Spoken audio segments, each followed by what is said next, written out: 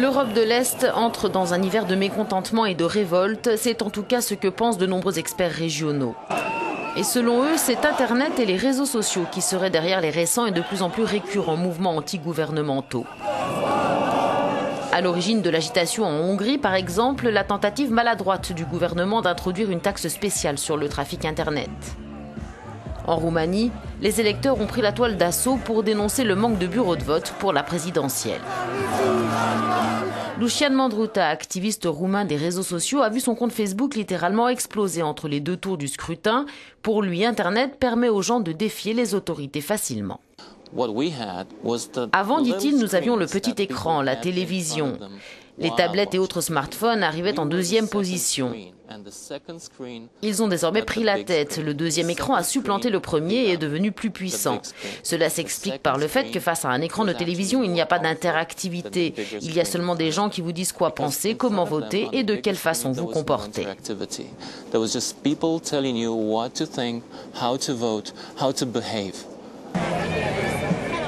Plus de 10 000 Hongrois se sont rassemblés à Budapest ce lundi pour protester contre la corruption qui gangrène les institutions de leur pays. Un événement baptisé Journée de l'indignation publique par les organisateurs. Ces derniers avaient demandé qu'aucun parti politique ne soit officiellement représenté. Une idée très bien accueillie par les jeunes et les moins jeunes réunis pour l'occasion par les réseaux sociaux. Aujourd'hui, Facebook est aussi important pour des personnes de ma génération, dit cette femme, pas seulement pour les jeunes.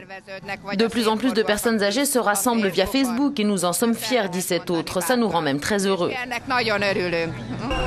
Les organisateurs de cette manifestation, un collectif regroupant des étudiants, des activistes et des artistes, ont déclaré tirer simplement parti d'une indignation générale qui pourrait à présent être, selon eux, canalisée contre la politique du gouvernement. En tête de cortège, Zsolt Várady, fondateur d'un réseau social hongrois plus gros que Facebook.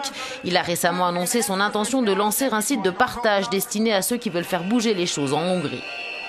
En Bulgarie, des manifestations de rue quasi quotidiennes avaient poussé le gouvernement précédent à la démission.